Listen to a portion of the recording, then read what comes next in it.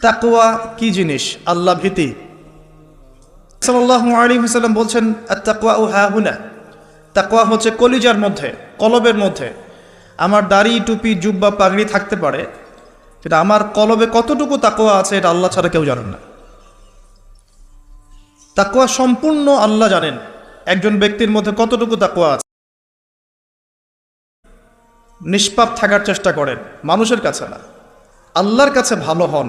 দেখবেন আল্লাহ রাব্বুল আলামিন মানুষের মনের মধ্যে আপনার জন্য ভালোবাসা সৃষ্টি করে দিবেন।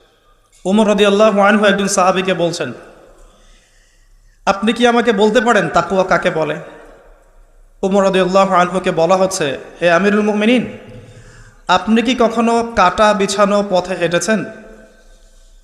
ওমর রাদিয়াল্লাহু আনহু বলছেন, হ্যাঁ হেঁটেছে। কিভাবে হেঁটেছেন? আমরা সতর্কতার সাথে পা ফেলেছি। ওই সাহাবী বলছেন, এটাই হচ্ছে তাকওয়া।